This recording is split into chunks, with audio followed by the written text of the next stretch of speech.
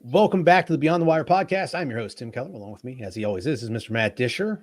And we have another fantastic guest brought to you today, Mr. Andrew Ward. I'll give you a clue. There's three of us here in the virtual studio today. Two of us have hoods and warm clothing on, and one of us does not. And one of us is in Louisiana. So you figure that one out on your own. We all know that Matt's a Cincinnati guy. I'm from Pennsylvania. Andrew is down in Louisiana enjoying that 80-degree weather today. He did say that a front's moving through, so we may hear like a tornado warning go off in the middle of the podcast. Yeah, we're okay. We get about 5 days of winter here, and then the rest of the time it's just humid and hot and all the rest of that. Yeah. Listen, will you do us a favor? If a tornado does strike, will you just stay put and try to stay on camera as long as you can while things are flying around? I just think it'd be really good entertainment for the podcast. He's just holding on to his desk and his feet are flapping around behind him. Let's not do that. Andrew, if you have a tornado warning, take cover and be safe. That's what we need to do here. That's what we need to do. But fair enough. Yeah, we kind of ran a slight bit behind. I know Matt was saying he was busy all day. Personally, I had to send Matt a text. Hey, I'll probably be about 5 minutes late. About 1:50 here local time.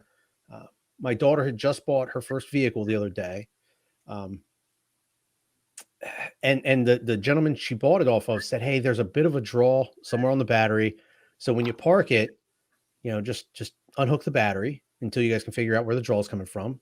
Then you can fix it and everything should be good. Well, the vehicle was parked out in the yard. She wanted to pull it into the driveway to give it a nice, wash down and do some interior cleaning. And that happened. It had to happen right before the podcast. So, family first. I had to go out there. I had to do the stuff for my daughter quick and get that all set up. But she's going to take care of the car now. And after the podcast, I'll have to go, hook the battery back up and move the car again. But that's right. How many kids do you have, Tim? I have two of my own, and I have an 11-year-old niece that also lives with me. So. It's the three girls, my wife and me, and a lot of estrogen. In another couple years, when my daughter, my niece both turn into those teenagers, and I have a teenager plus the wife, I'll spend more time out here in my office, I think, than in the rest of the home. You have zero fire superiority, I think. Yes, absolutely, absolutely. Matt, how are you doing there in Cincinnati? No, I woke up this morning and there was frost on my windshield, and it's officially fall now. I think it has last couple of years, it took a little while to become fall, but it is fall now.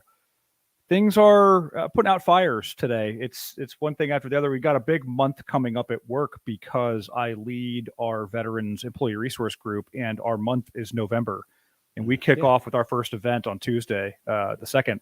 And so It involves a month of guest speakers, paid and non-paid panel interviews with people that work inside of the business, executive leaders, you name it. So we've got all these different back-to-back events. It doesn't matter how much you think you are prepared. You're not ever prepared for the kickoff. And then you're panicking with the last couple of days trying to get things buttoned up. So here's the problem. Here's the thing. It could be worse, right? I'm thankful that it's what I would call job security. It keeps me busy. It absolutely will. So real quick, before we get into the news today, I wanted to highlight October 23rd, 1983. It was the anniversary of the Beirut bombing. I want to say it was 307 individuals lost their lives because of the bombing. Bunch of Marines. There were some Army, some Navy personnel involved. There were also some French military individuals that lost their lives, and a small number of civilians that lost their lives during this bombing. But those sort of dates come up. We want to make sure we highlight them and remember those people. So 1983, October 23rd. So going into the news here, we've talked about this before. We actually stated all their names on the podcast, but the House has voted to award Congressional Medals of Honor to the troops killed in the airport blasts in Afghanistan, as we were trying to get as many people out of there as we possibly could, as the Taliban was taking back control of Afghanistan. So the 13 service members, it was 11 Marines, a Navy corpsman, and a Army soldier lost their lives that day. So the House has passed it. It's got to go to Senate, and then the president will have to sign the bill. but it looks like they're on the right track to get these individuals awarded the Medals of Honor. That's interesting. That's actually yeah. I'm gonna have to dig into that a little bit more, because that's it's typically something that doesn't happen that fast, or Yeah, I thought there's the a lot same of thing. details and a lot of in some cases A lot of red tape. Right, you look at some of the people that have been recently awarded that award 50 years later. You know, so that'd be interesting to watch what's going on here.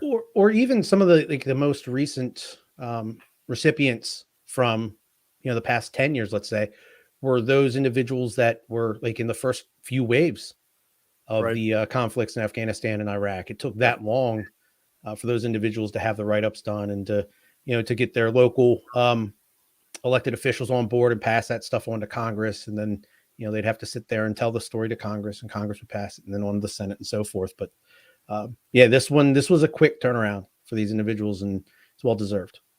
Yep. Absolutely. Something for the families to hold near and dear to their hearts, right, for the lost. The next article we have pulled up here is officials are claiming that Iran is behind a drone attack on a U.S. base in Syria. So if you read the article on military.com, it says that it wasn't Iran directly. It was Iranian drones that they believe were given to Iranian-backed militia groups. They don't necessarily have one pinpointed as who they believe it was, but it was 5 drones with explosive charges that hit both the U.S. side of the base as well as a Syrian opposition force on the other side of the base. The U.S. force is there to train the Syrian forces that fight against the Islamic State. So from reading the article, it's quoting sources. It doesn't have any names. And when certain individuals were reached out to try to get comment, obviously everybody kind of stepped back and said they had no comment at this time. Defense Secretary Lloyd says the protection and security of our troops overseas remains a paramount concern for the secretary. At this time, there is no planned repercussion. And they said, we're not going to try to do anything out of haste and possibly make anything worse than it possibly already is. But it's just something to keep in mind. Iran themselves may not be doing this, but they are, I'll say, in bed or backing or supporting these militia groups that also have issues with our presence being over there in that area of the world. And so things like this may continue to happen. It does say that as of now, there has been no reported injuries or deaths because of this attack, though. It's very interesting to watch everything that's unfolded in that part of the world in the last handful of years. Since we stepped foot there many years ago, I distinctly remember receiving briefs about what would happen if we went to war in Iraq, for example, in the early 2000s while I was still serving. And one of the conversations, I very distinctly remember this conversation. It was a staff sergeant at School of Infantry at one of the division schools where I was going through anti-armor school, learning how to use like the small rockets and the tow missiles and things like that. And, you don't typically think of like an infantry instructor as being a Confucius, you know what I mean? Like, yes. And this guy was dropping knowledge on us. He's like, what's going to happen if we go to Iraq is there will be a power void. There's going to be a power vacuum. And I don't mean to say this like Saddam Hussein was by any means a good person or was beneficial to the region. But what happened in that area was that Saddam Hussein did rule with an iron fist. Not everybody liked him. He had some conflict with his neighbors, including Iran. But he represented the control of the region. He represented the iron fist of the region. And this young staff sergeant, who, now that I'm thinking back on it, was probably 25 years old when he said all this, was like, if you took Saddam Hussein out, the entire region, all of the countries around it will be jockeying for power, will be jockeying for control in that area. And that's exactly what's happened since we've left Iraq. It's just one big jockeying for control. And everybody is trying to, I use the term jockeying. It's just trying to get to the lead of the pack to run whatever there is to run. And that includes drone strikes and military operations and who's backing who. It's effectively exactly what this guy said was going to happen back in 2002 when we were talking about gearing up for an invasion of Iraq. So it's kind of interesting that this has come. I mean, damn near 20 years later, all that's coming true, that this young 25-year-old staff sergeant told me during anti-armor school during a lunch break or something. Yeah. We look at, you can look at it like this. You might have a wall in your house that, you're like, man, if I could just knock this wall down and extend this room out, you could look at it and say, man, I don't want this wall here. But the reality is that wall's probably very important to the structure of your home. How sound your home is structurally. So despite the fact you don't like that wall being there, if you take that wall out, you're compromising everything else around it. Right. So same thing. You may not like a certain leader or a certain government in a region of the world, but they all play a certain role and a part in this wonderful game of politics around World the world. politics. So you take one person out, somebody's going to step up and want to take that role on.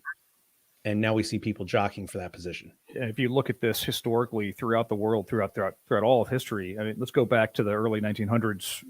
The Archduke was killed in Europe, and it spurred that event. He was assassinated. That event spurred World War I, which then, after that conflict ended, then essentially spurred the foundation of World War II. It's one slip after the next, and it all has to do with one person gets taken out or one person shifts power or something along those lines.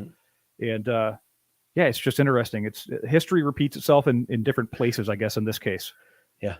The weapons may be more modern, but the whole storyline itself, it's a big circle. It just keeps spinning around. Yep. Absolutely keeps spinning around. Let's go here and get some good news in. And Andrew, this might be good news to you. The Army has hit record lows for training deaths for a second year in a row. If I didn't mention at the top, Andrew is a Army veteran. You were infantry, I believe? 11 Bravo. Yep. Okay. So the Army for its second straight year has hit a record low. This past fiscal year, so 2021's fiscal year, which ended in September, it said that I want to say, what was it, 20 deaths during training. So that is a record low. Obviously, we would like that number to be 0, but things do happen during training. There are issues and accidents that happen. Last year, that number was set at 24 was the record going into this fiscal year, but 24 deaths last year and 26 the 2 years prior. They are saying that last year's numbers, a large chunk of that was due to, there you go. Matt's got the article up. Last year's lower number was due to the fact that the COVID pandemic training operations had really been halted down or minimized, where this year, with the COVID vaccines being available, mandates being, lessened, things of that nature, training was back, but they found ways to keep everybody safe. And this is a accomplishment that every leader at every echelon should be proud of, according to Brigadier General Andrew C. Hyams. Now, the opposite side of this coin here is that the off-duty fatalities were up this past year. And I think that also contributes to the pandemic. Honestly, if you want my honest opinion, you've had these young men and women who have been told, hey, we can't leave base, we can't do this, we can't do that for the past almost 2 years now, probably over 2 years now. And now you've lowered those mandates. These individuals have gotten vaccinated. They're free to roam the streets as they please. And you have all that pent up energy in those young individuals. So they're getting out there, maybe hitting it a little harder than they should have. And so we're seeing some off duty incidents happen. So boredom, that's going to be the focus next year. Sounds like boredom. Absolutely. People were tangled up with boredom. Yeah. Also, the reason I put this up real quick is the initial thing that came to mind as I'm looking at this photo. That's weird. How did that happen? That's the one thing where I'm looking at this MRAP up on its top. Hopefully everybody's okay, but how? Sorry, Andrew, go ahead. No, I was just going to say this is a real personal issue for me because my son is at Fort Benning right now, finishing up his 11 Bravo boot camp. And when he first got there, he was in COVID hold for the first 2 weeks because he caught it right when he got there in reception. And then he went to go down and he got tested again. And basically it took him almost 2 months just to get downrange to get his cycle started. And so, that downtime can really, bring you back down to a level, like you said, where you're not just complacent, but you're also looking at other things. And And so it's just a different time. I'm happy to see that the overall fatalities have dropped. I think that's a testament to safety training and some of the things that they're implementing. I think they're being a lot more closer. There's a lot closer watch on overall training methods, and I know that too because I get to talk to my son about once a week. He gets a 5-minute phone call. They give them their phones to call their families, and a lot different than back whenever we were. Yeah. There was no cell phones whenever we were going through, no. But still, I think that he's had a great experience from the safety perspective. Yep. Great. Yeah. 9 of the injuries were, on foot or in a land vehicle. 11 of them were due to aircraft operations. So obviously anytime you're dealing with aircraft, helicopters, planes, jets, malfunctions will happen. And when you're airborne and a malfunction happens, it's tough to have that go the right way for you. So sadly, it's probably never going to be a thing where we get to see that 0, but the closer we can get that, get that number down, the better. Yeah, this goes along the lines of the conversation I've always had about military service in general. These are, even during training, even when you're not in combat, there's still an associated risk with serving in the military. You're still doing things. I mean, those of us who have served in infantry or combat arms roles, we're blowing things up and shooting guns. I can't tell you how many times one of my brothers in arms was shooting right over my shoulder, or there were tracer rounds not 2 feet above my head. Or for those of us who were doing the engineering work, blowing things up and being 4 feet away from your explosive device or from your explosion, from your detonation. So there's some risk. There's some risk working around aircraft. There's risk working on an aircraft carrier. You fall off the side of a boat. You don't just land in the lake with your life vest on, right? You're falling off of a piece of equipment that is the size of a shopping mall or a skyscraper. So there's associated risk, but beyond that, these are people that are away from their families. They're away from their homes. In some cases, many of them, this is the first time they've ever been away from home, quote unquote home, from their parents, from any sort of, like, the authority now becomes their buddy in the barracks instead of mom and dad. So you're going to have some associated risk. And I think that the reason I say all this is because it goes without saying, there's a lot of sacrifice here. There's a lot of risk to take. There's a lot of sacrifice. It's not for everybody. This is one of the things that got me to join the Marine Corps was basically the Marines were like, well, we don't think you can do it. I was like, well, sign me up then. Yeah, I'll show you. Right. So we just can't forget that as we have these conversations. It's really good to see that we're doing a lot better here. And in conflict, we have less casualties than we did historically for the similar size conflicts. But there's still an associated risk. There's still a lot that happens here. And I've even shared with people whose teenage kids were thinking about going in the military, and the parents are like, oh no, I don't know if that's a good idea. I would tell them, these are coworkers or whoever I'm talking to, I tell them that it's probably statistically safer for them to join most of the military than it is to go away to college and do the average college shenanigans. Right. College shenanigans. Fraternity life. Sure. Yeah. Right. Yeah. I actually just made that comment to a coworker of mine. They were, 2 of them were talking about their college experiences. And I said, not that I didn't pull shenanigans while in the military as well. I said, but had I gone to a university where there's no PT at 4 a.m, there's no inspection on the parade deck at 6, I probably would have done some really big shenanigans and it wouldn't have been good. Right. So. Well, you knew that you weren't going to get, I mean, think about it in the military, in the Marine Corps. I always tell people, like, the Marine Corps is a really aggressive, violent culture. You get one little slip up and then you're sitting before the man, and then you are the black sheep for a little while, if not worse. You don't just go out and, break a window, out in town and just walk away from it. Like, somebody's going to lock you up, and it's going to be really serious for you. And then you get punished by the civilian law enforcement as well as the military and the UCMJ. You have all these different rules upon you, but that's it. I mean, it's not just like showing up to college and acting like an idiot. Yeah, definitely. It's tough to pay for that window you just broke when the UCMJ has now taken away a month of your pay. Right. Yeah, right. Okay. Our last article we have pulled up this week, the Marine Corps makes it clear, get the vaccine or get out. So the United States Marine Corps has a November 28th deadline to get the vaccine, or you will be kicked out. You will be administratively separated from the Marine Corps. This obviously as long as you don't have an administrative, medical, or religious exemption from the vaccine. Now, this isn't like something new. They're just springing on everybody. This was put out well ahead of time, letting everybody know, hey, we expect you to have the vaccine by this date. There was a 90-day heads up given to everybody. It was followed by an October 6th message that let everybody know October 17th would have been the cutoff if you're going to choose the Pfizer or Moderna vaccines in order to have that waiting period to then go get your second vaccine. So at this point, anybody that has not been vaccinated past the October 17th deadline is looking at the Johnson & Johnson single shot vaccine before November 14th. So not only do you need to have the vaccines, you need to have the vaccines completed by November 14th. So by that, next 14 days, the 28th, you were then considered fully vaccinated. So as of the writing of the article, the Marine Corps said that 83% of its active forces have been fully vaccinated.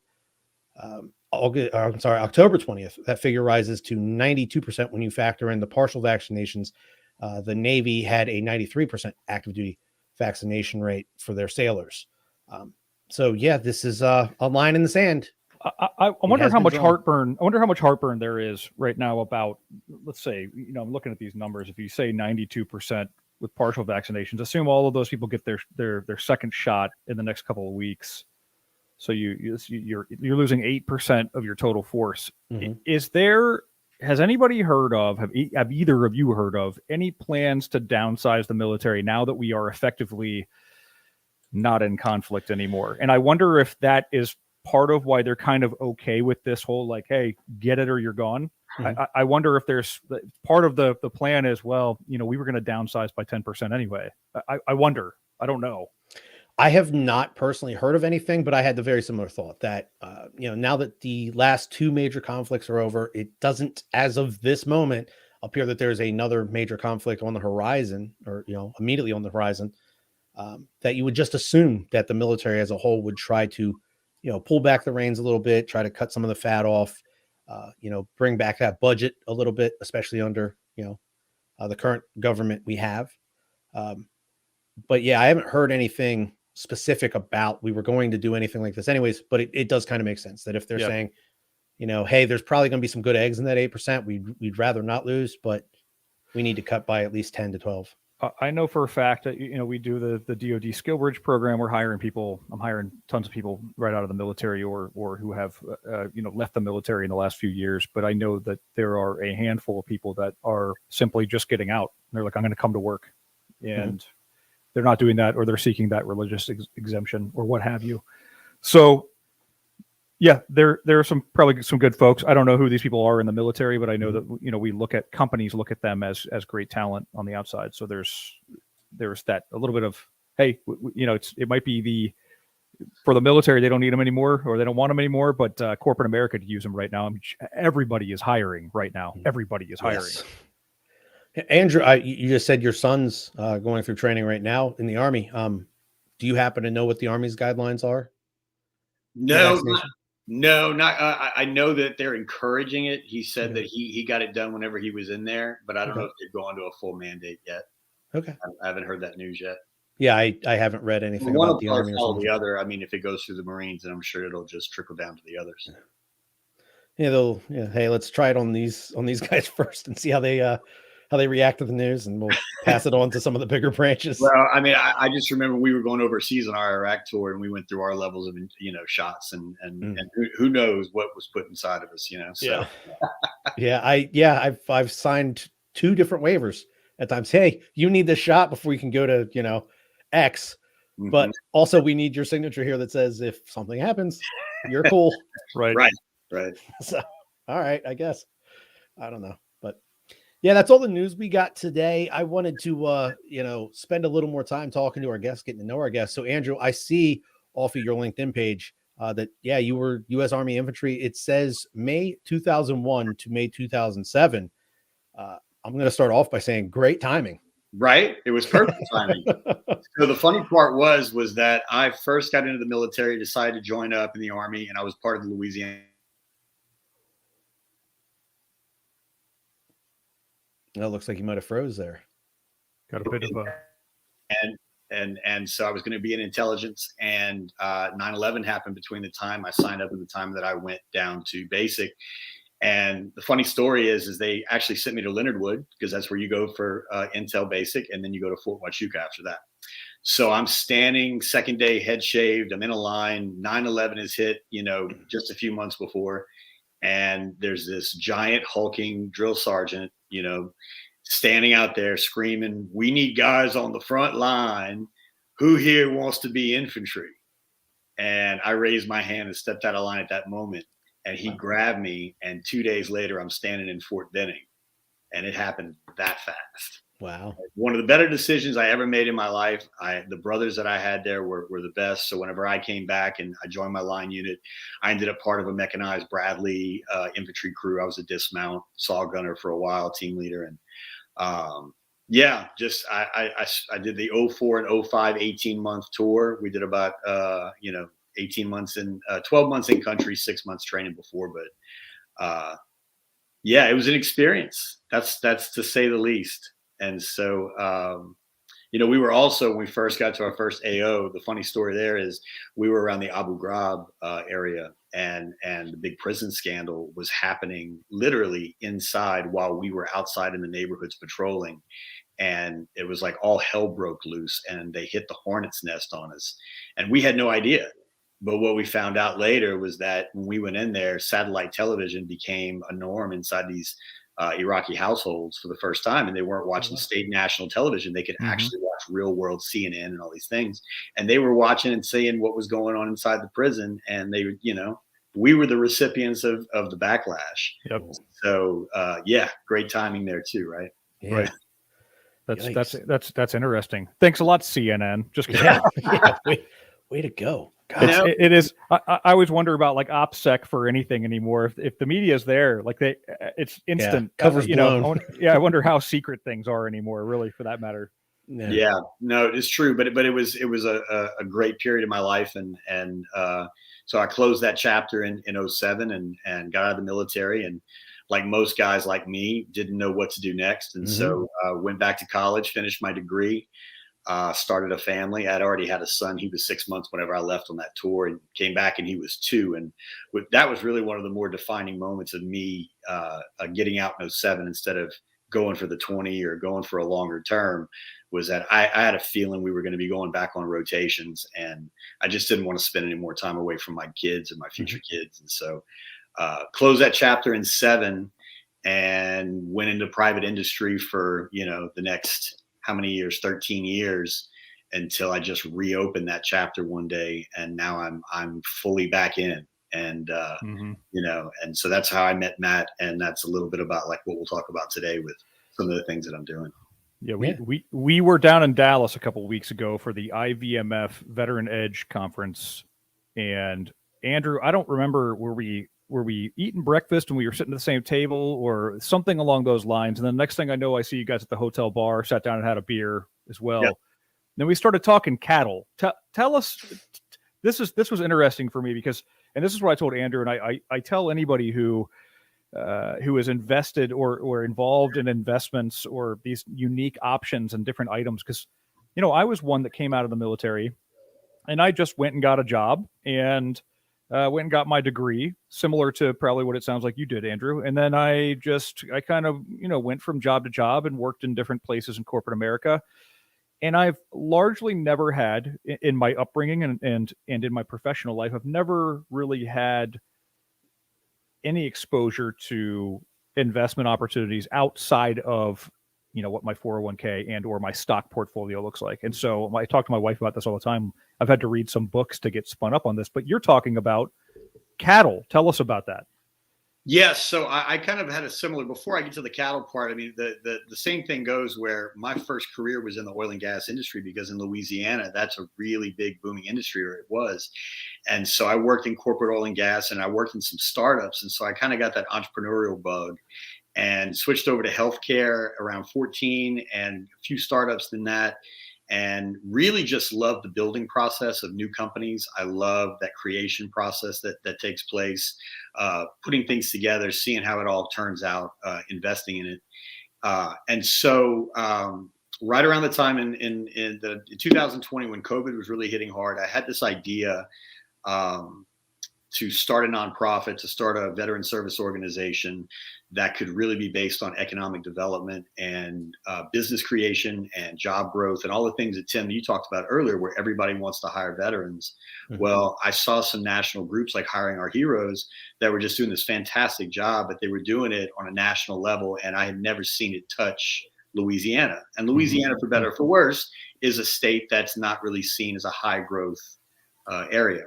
And so what I thought was, there are great companies here, and we do have soldiers here, whether they're in bases like Fort Polk or they're at Barksdale or the National Guard. We can still provide that connection and that advocacy for them to be able to get those jobs or get access to private capital to start businesses. And so part of the reason why I ended up with IVMF with Matt. Connection issue. Maybe the storms. Yeah. Hopefully Andrew comes back to us here. Can you hear me now? There we go, Andrew. Yeah, it looks like you broke for a second. And so that's okay. So I just got affiliated with Bunker Labs as well. And that's why I went to the IVMF. And I love the fact of giving veterans that entrepreneurial chance to be able to start their business and do things like back in World War II, the numbers were so high for these guys coming out of war to start their own businesses and start their own companies. And now it's just dropped through the floor. Mm-hmm. And so along the way, we start this veteran organization, and a couple of the guys that were involved in it with me came to me one day and they were like, look, we're cattle ranchers, but we're also in the manufacturing space for a big global company called ABB. And we see a opportunity in the marketplace in our state in Louisiana to create the largest beef packer and processor, and also create an initiative, almost a movement. Look, I have a thing right here. I'll show you the thing. Louisiana beef. So what we're trying to do is 86% of the beef production in the country comes from 4 companies, and they're all in the Midwest. So that means if you're from New York to California to Louisiana and you're getting beef, 86% of it is coming from the centralized location. So what USDA did is they're putting some money and some effort and time into regionalizing processing of food, because food is we have to have it, right? And we can't have bottlenecks, and we can't have cyber attacks on JBS that shut down beef processing. Mm-hmm. We can't have COVID take down the entire Tyson workforce. Mm-hmm. So for us, what we decided to do was we're just going to regionalize and focus on our state. And that way we can source the cattle from our state. We can supply the grocers, restaurants, meat markets with that beef, and it's going to be fresher, and it's going to be more localized, and it's going to just be a better overall regionalized supply chain by doing so. And the kicker is that because the other 2 guys that brought me in are all combat veterans as well, our executive team is a full combat veteran leadership. And now our goal is to bring in more veterans in transitioning military to do logistics, cattle ranching, the vertical integration that we're going to build. So that's the goal. That's absolutely fantastic. That's amazing. Thanks. That's great. Yeah, I never would have thought of beef to be that thing to get veterans all together. But yeah, everybody. Yeah, it's one of those things that. Well, and it's not just beef; it's agriculture as a whole. I mean, there's studies. I mean, there's the national. I'm going to forget the name. The Farmer Veteran Coalition. Have you heard of that? Okay. The FVC. And there's studies that have been done that because agriculture and not necessarily cattle ranching is a tactile, SOP driven, format, then everything from farming and agriculture just really ties in well with your training in the military. And so whether it's producing lettuce or whether it's producing major crops or whatever it is, or cattle, those are things and you're working with your hands and you're in the outdoors. And so what we're trying to do is just enable them to give them that opportunity to join in and build it, build the industry with us. So. That is awesome. How would somebody, let's say somebody from the Louisiana area is listening to this, they're a veteran and they'd like to, help out in any way. How could they get in touch? Easiest way is Coastal Plains Meat Company is the name of the company. CoastalPlainsMeatCompany.com. and they can reach us there. And so this business plan is about 1.5 to 2 years in the making, and we launched about 3 months ago, and it's just been shot out of a cannon, for lack of a better term. And we've just been trying to keep up with demand and trying to keep up with just the early success, thankfully, that we're having. But it's great to work with your brothers too. You know what I mean? It's like you and Matt have this podcast, and it's just, you can lean on him, he can lean on you, and you know what you're going to get from each other. And that was kind of the baseline for establishing these companies, is that there's a trust in the brotherhood or the sisterhood of the military that you can't duplicate in any other business transaction. I've been a part of some startups, and I'm not saying if you're not in the military, you're not trustworthy. But at the same time, they didn't turn out well, and I know that these guys are watching my six, right? Awesome. That, and if any of these other beef companies want to try to pick a fight, let's remember the entire executive board, all combat veterans. I'll take the Coastal Plains Meat Company over. Tried and true. Right. No, I've seen some of the numbers that those big four produce every day, and I told Matt some of these numbers. Oh yeah, and we're a fly on the back of the elephant. We're okay. We're, as long as they're not really worried about it. No, we're going to be just fine. There's a lot of beef consumption in this state. In this country. I think it was like 11 billion pounds. We took a month of November statistic. 11 billion pounds of beef was consumed that month in America. Wow. Yeah. Wow. You asked, I think we were sitting in the hotel restaurant, and you asked me if I had any idea how many. I think we got off the subject of beef. We were talking about chickens maybe, and you asked me something about, do you know how many chickens? Oh yeah, it's a good question, Tim. How many chickens? And you can look this up on the Tyson website, so we're not saying anything wrong. But Tyson produces how many chickens per day? Per day. Every day. Every Monday, every Tuesday, every Wednesday. 3 million chickens. That's a better guess than most. 8 million chickens. Wow. My father was a trucker for Tyson there for a long while of his adult life. So got a little feel for Tyson. I said 250,000. That was my guess. Like I don't know why. Like I just I guess the scope and scale was just out of reach for me. I would say I'm much more of a red meat eater than a white meat eater. So I don't eat a ton of chicken compared to most people. But yeah, I mean, anytime you drive past a Popeyes or a KFC or, there's constantly a line there. They're busy. They're constantly selling chicken. That chicken's got to come from somewhere. So yeah, it's just simple math. It's population growth, and it's just it's the consumption, and there's only 3 or 4 staples. I mean, pork, chicken, beef, fish. I mean, so wow. So we're happy, we're excited, and the fact that we get to do it. So one other interesting note too is that the production facility that we launched is about 2 miles down the road from a 2-year community college university that's with the LSU system. And so we went to them about a year ago and said, we want to be able to build our workforce through your university. And so what we can do as a veteran service organization, I can go to the National Guard units, talk to them about using their GI Bill, the students and the veterans, about going and using it for this agricultural agribusiness program that they're going to build for us. And and they said yes. So they got nearly $1 million grant to be able to build this new program, and it's going to be veteran focused.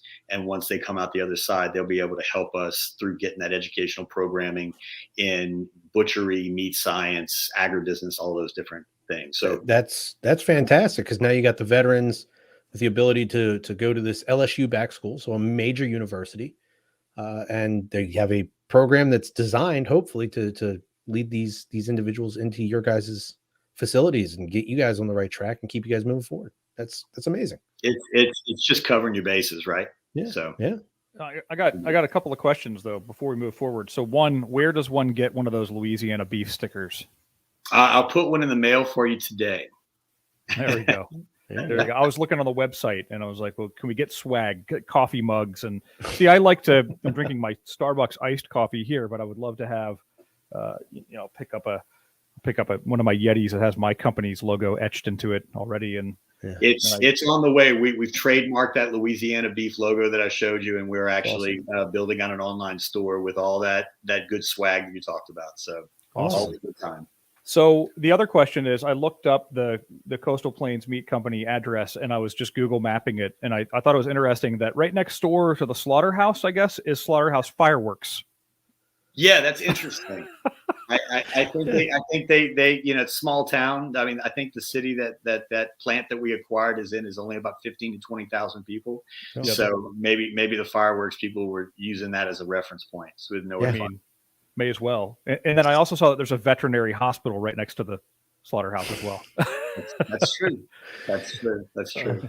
Very true. That's interesting. I always like to look up the place of reference and just see, hey, what are we talking about here? well, and Andrew mentions it's a relatively small town, so I'm sure a lot of the townsfolk work at this plant. So they get off of work, that fireworks place knows, hey, every Friday these individuals are getting out here after a long, hard week of work.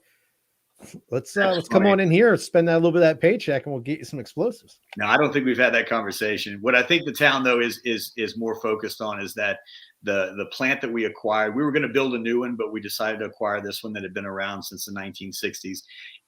They've been there for a long time, and they have a certain workforce in place. But we're putting a $500,000 capital expansion project into the plant, and we're going to expand it out to go where it was at 15 head of cattle per day, all the way up to 50.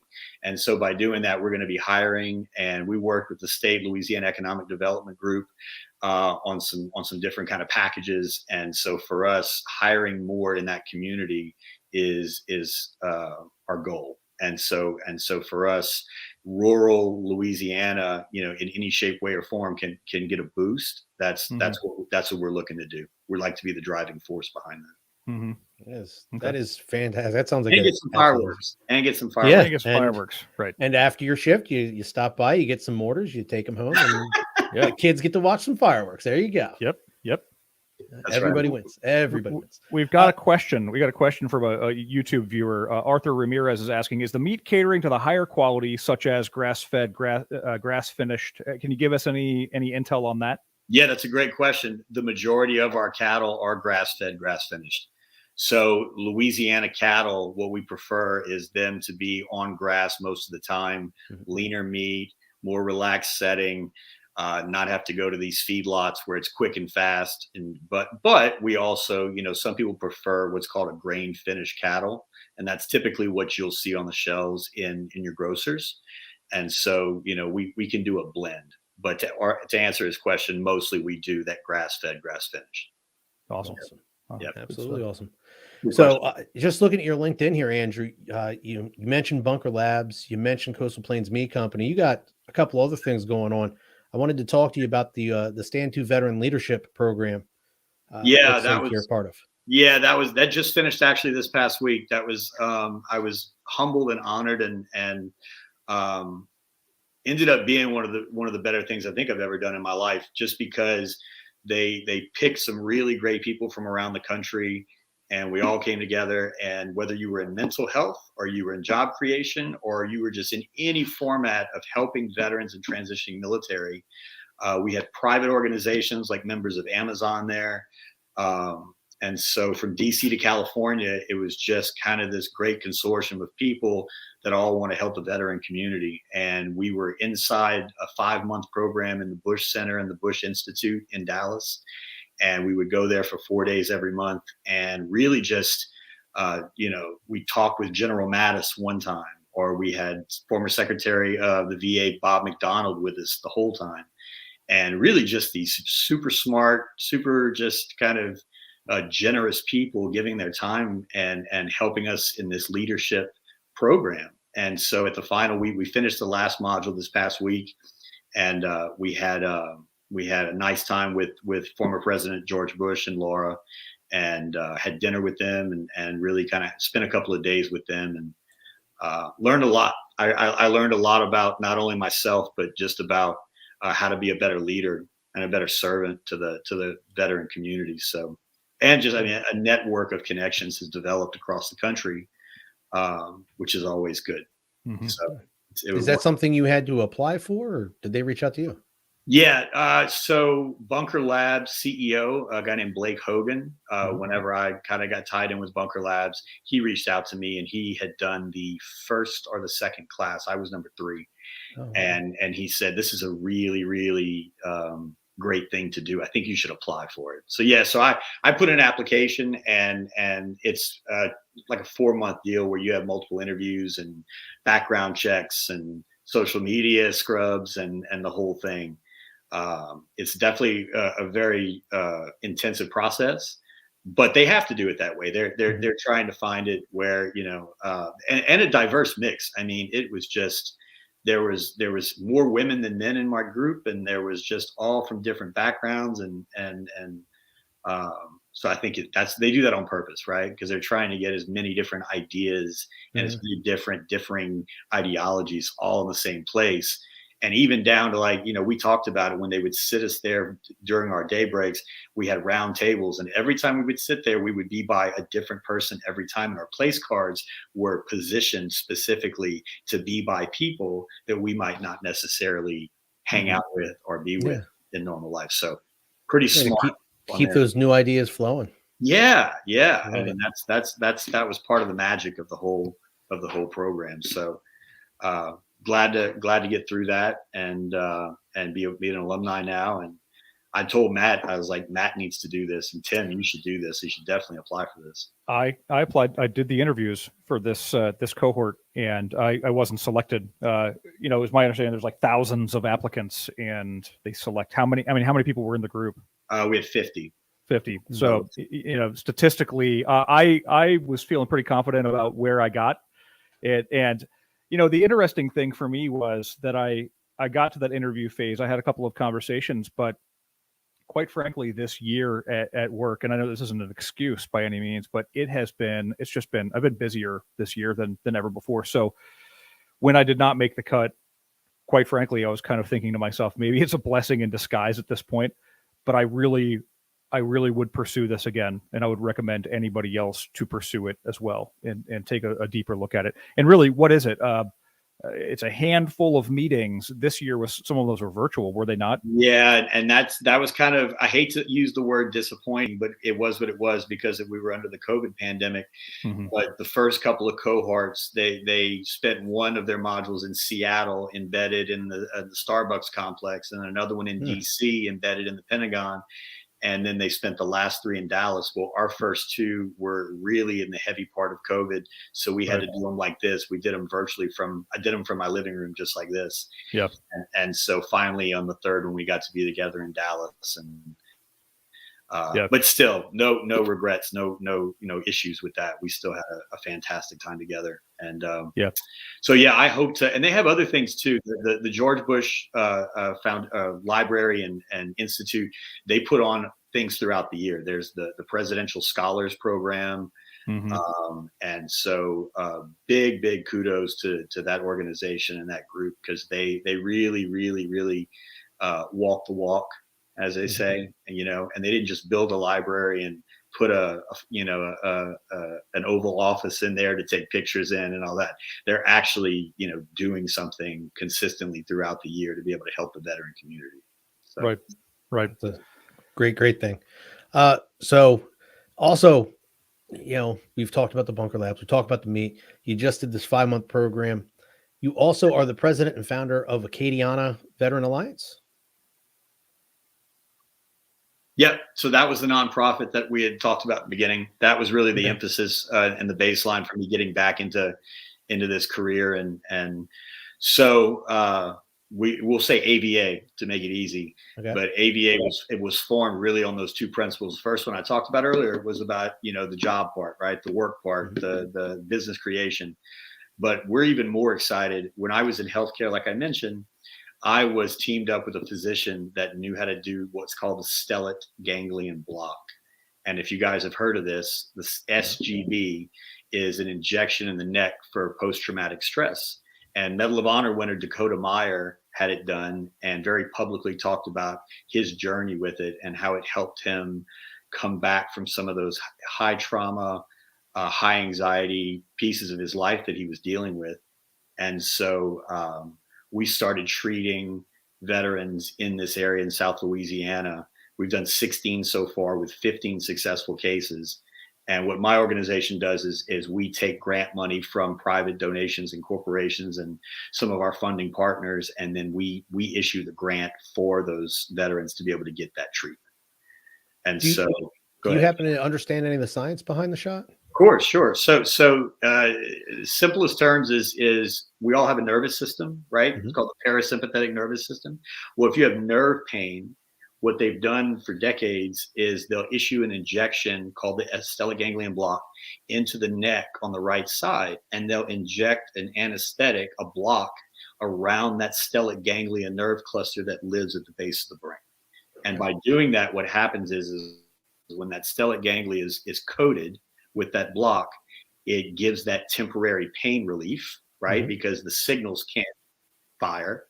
But what they didn't know, and they found out, was that it's also connected to the amygdala part of the brain that has our fight or flight receptor. Mm-hmm. Oh, wow. So that fight or flight receptor, for guys that go into combat over and over, multiple deployments, experience severe trauma, what happens is that fight or flight receptor is almost stuck, and it can't come back down naturally. So that's why they're always on edge. That's why they're always anxious. Hypervigilant. Hypervigilant is the perfect word. And so what happens is by issuing that injection, it allows that to come back down to baseline. Wow. And then they're open to more talk therapy, and they're just overall, they feel a more sense of relaxation and awareness of how they can overcome it. And so personally, I had the shot and experienced some great things from it. And so what we're doing right now is that HEAL program is here in Louisiana, but we've partnered with a large group out of Chicago called the Stellate Center, the Stella Group. And then we also have federal legislation that we're working with out of Pennsylvania, Representative Scott Perry. Mm-hmm. Scott Perry introduced HR 1656 this year. And what that does is, if you look up Treat PTSD Act, HR 1656, what that does is that allows what this treatment, the SGB injection, to be a frontline treatment through the VA. The VA mm-hmm. approves it right now, but you have to fail protocols to get to it.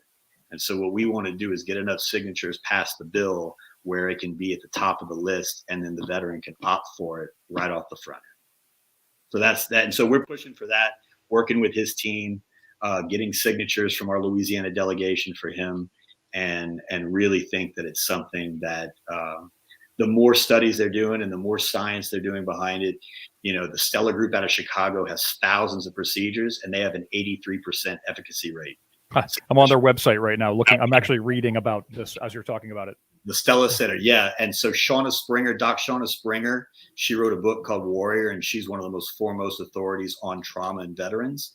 And then the doctor is Eugene Lipov, and he was one of the guys that really discovered early on how SGB could be used for post-traumatic stress. And so we've formed a partnership with them, and really doing some great things. It's all revolves around the veteran suicide rate. That's what we talked about earlier in this thing about how there's training deaths that you can't really help because they're on base. Mm-hmm. But you can help the veteran suicide rate. You just have to know how to address it. You just have to, whether it's a buddy check or whether it's SGB or whether it's talk therapy, whatever it is, there has to be factors and there has to be things that we're doing about it. So this is our contribution. Yep. That's awesome. Yeah, actually, Scott Perry's local to me. I've met him a handful of times now myself. So he's fantastic. Yeah. He's a great person, veteran himself. Yep. He was a general in the Pennsylvania National Guard, 38 years, OIF, and so we've spoken and hoping that he can get a hearing real soon, and we're going to go up there and speak and testify in Washington to be able to get this done once he gets that pulled together. So that's fantastic. Now, is this a one-time shot, or is this something? It is a one-time shot. What we have seen though is that it's all based on levels. So it's a tiered deal, and some people are more they have more trauma than others. And so what we found is typically if you're at a low grade, one time is all you need. Mm-hmm. But for some of the higher cases, they'll come back in about 10 to 12 months, and they'll need another injection, another round. Yeah. But it's not a magic bullet, and that's the thing is that you have to couple it with talk therapy. You have to couple it with other things, other counseling methods, because all this does is allows your brain to be able to release and relax. And then you can start to open up about your experience. Soak up the positives from things like the therapy. Like correct.